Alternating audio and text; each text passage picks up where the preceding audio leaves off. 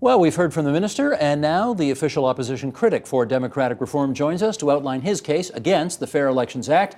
Here's Craig Scott. He's the NDP Member of Parliament for Toronto Danforth, and it's nice to have you back here in our studio. Steve. Nice to be back. Let's go through some of the arguments that I put to the minister and then get you to react to those. He said part of the reason he needs this bill is to get the special interests on the sideline of politics. What's your view on that? Well, I'm still mystified what he means by special interest in the context of the Canada Elections Act. He likes to go back and talk about how corporate money and union money have been taken out, but that happened years ago, and there's nothing in this bill that actually has much of anything to say about special interests. In fact, one of the bigger worries is that it jacks up big money politics. There's still an exemption in this proposed bill that would allow for virtually unlimited calling to previous donors that don't have to be included in campaign expenses. And so that in turn is something that allows wealthier Canadians to contribute to the political process a lot more, because the money they give to a party that's able to spend that extra money is going to influence politics more. So I don't see his point. In which case I would assume that you would support then his position that giving these very lavish loans with no expectation of having them paid back, it's good to get that out of politics. Would you agree? Yeah, I actually think that the loan regime definitely needed reform, and we actually studied this 18 months ago in a previous bill that actually was so problematic in how it was working that it got pulled softly by the Conservatives, and now the provisions have basically returned. Some of them are good, and some of them actually we won't know how they're going to work, because they bring banks into the picture in a way that the banks have told us, either sort of sotto voce in testimony or directly behind the scenes, that they're not workable, that they can only give loans to local riding associations and candidates if with guarantees that cap out at the individual donation limit, $1,200 or $1,500, for example. And in order to have any kind of substantial loan to start up a campaign, you're going to have to match a whole series of guarantors in order to get that loan, and the banks have said, we won't do it. But I don't think that's what they're after. Yeah, and so what the issue is, the minister said it to you just now, he said he expects it's going to lower the amount of loans, and it might well. So anybody who actually needs loans in the sum of $5,000, $10,000 from a bank might actually find it hard to get, even as a party that actually doesn't need to turn to banks on a candidate-by-candidate basis is not going to worry about the fact that banks aren't being accessible. I don't know this, but that didn't sound to me like what he's after. It sounded to me like he's after the person who can write a $500,000 check to cover a whole leadership campaign with no expectation of having a return. I'm focusing on general elections. And so the cleaning up leadership campaigns, just put it to the side. That's all fine. We're not opposed to any of that. I'm talking about the general elections. Okay, good enough.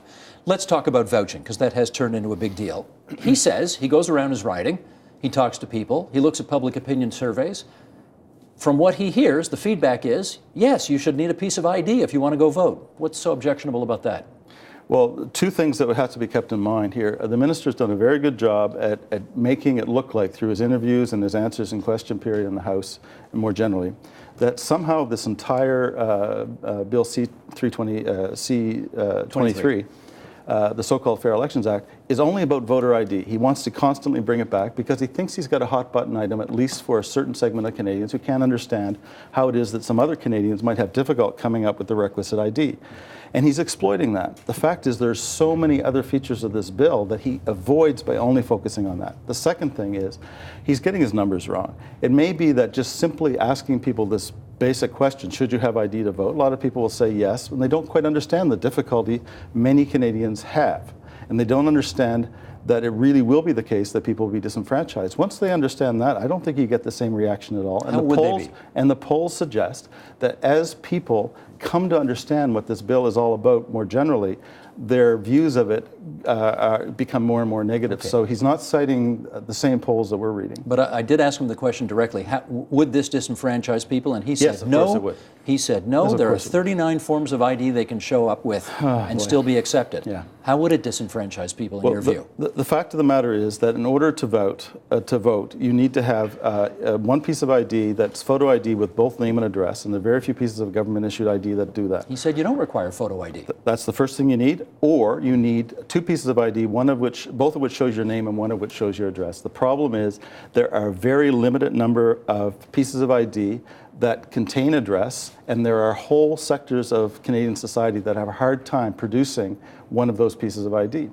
And so we know 120,000 people were vouched for in the last election. A lot of them were on Aboriginal reserves, for example, where there aren't street addresses. The fact of the matter is that vouching is this kind of safety net that, in fact, the British Columbia Court of Appeal in a case called Henry said is absolutely essential to protecting the right to vote in the Constitution. So the fact of the matter is that you may be able to say there's 39 pieces of ID, but you have to put them together in combinations, and there are some people in society who cannot do so. The other thing that he wants to avoid all the time is something called the voter information card, which is a form of identity in the sense that it's sent to all voters that are on Elections Canada's list. Elections Canada started in the 2011 election, allowing it to be used on a kind of a broad pilot project basis in seniors' residences, convalescent homes, Aboriginal reserves, and on college and university campuses as a second piece of ID to show address, along with one other piece of ID. You come up with your your driver's license is from another province, or it shows that your address is where your parents are. That's not going to allow you to vote. You produce the voter identification card, information card, you can vote. That's now going to be banned by the bill. And Elections Canada had taken the decision and announced the decision that it wanted to expand the use of voter information cards so that all Canadians could use them. So vouching is this huge red herring when you look at not only what else is going on voter ID, but everything else in the bill. Okay, let's move on to Elections Canada, and in fact the role you think, as compared to what the government thinks it ought to play. Mm-hmm. You heard him talk about the distinction between encouraging people to vote or informing people where they can vote, how they can vote, and all that business. What's wrong with that distinction? Well, first of all, you have to just basically understand that political parties are in the business of convincing people who are supporters to vote for them. And once people are understood through various interactions to be either a supporter or likely to be a supporter, the motivation for the party is to get those people out to vote. The general motivation for political parties in our competitive party system is not generally to enhance the vote.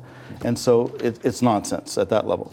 At another level, there's no elections commission in the world that doesn't have, as part of its mandate, generally promoting the citizenship virtues and responsibility and the right to vote as part of its mandate.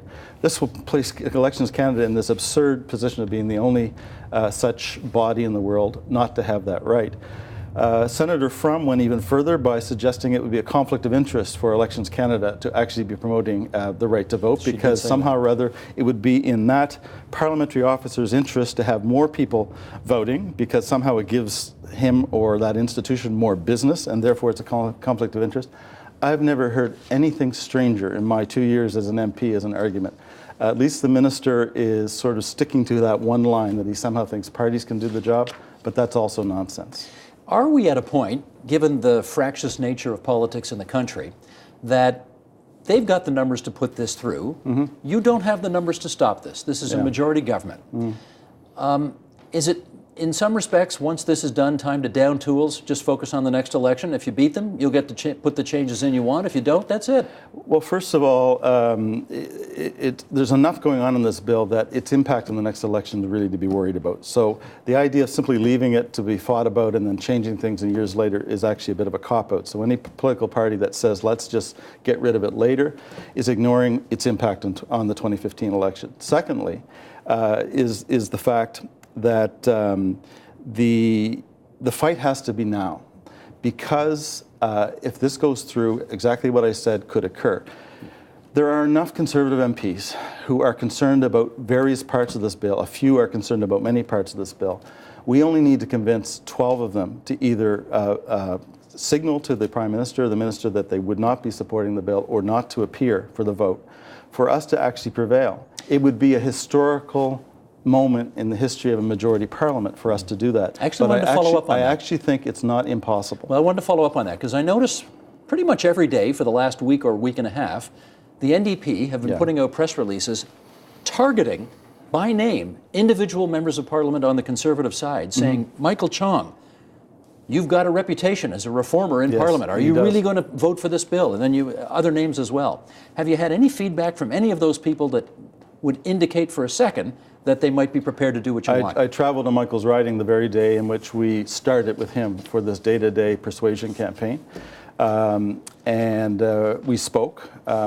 And I'm happy to say that Michael, as he always does on these issues, he listened, and it's clear he has not decided. He says he's open-minded on it. He wants to see what happens in the committee process. And I told him, don't expect enough major amendments to make this bill any more worthy of voting for.